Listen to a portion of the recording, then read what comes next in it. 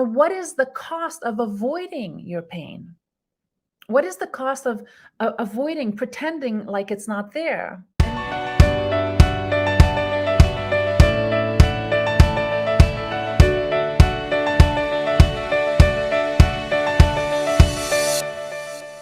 So whenever we think we have it really bad, I want you to consider the possibility of others also going through a really hard time, and how from there, how do we rebuild our resiliency? And Elise, I'd love to hear your comments about that, how you have moved through this period of you having an emergency surgery. What was it that got you out of it, that you were resilient enough, for example, to be here, that you're participating, that you went through the healing process somehow, and that you're still here on this page every week supporting and interacting?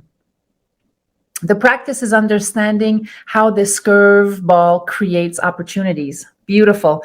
It's exactly what I'm talking about. Thank you, Elise. And notice, yeah, and being extremely grateful for life. So when we're hit, the practice, I love that you wrote that, Elise. The practice is understanding how this curveball creates opportunities and extremely grateful for life. Isn't it interesting that we get really grateful for life when we are actually knocked down?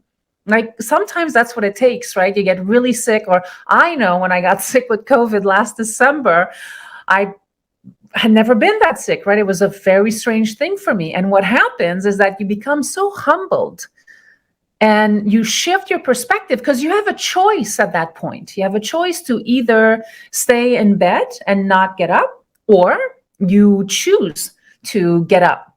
You choose to be resilient. And actually, before you can get up, what starts to happen is you have to lay in bed a little bit longer. You have to heal. And that's the part that can be so difficult, because for most of us, we don't like to be sick. We don't like to be in bed. We want to immediately get up and move on with our lives. And the truth is that the pain is present. We must go through the pain. We all hear it. We all kind of know it conceptually. And then when it actually occurs, and I know that some of you on this call have experienced pain in your life. Personally, I know you personally. I know that life has been tough for you at times. And so today, the invitation is to really look at, what is the cost of avoiding your pain? What is the cost of avoiding, pretending like it's not there? And a big part of my work, what starts to happen is that I start to see it show up in people's bodies. So people who come to see me at my office in Manhattan for body alignment work, right? So literally doing some hands-on healing work, people start to store up all of this pain that is not processed, that is being avoided.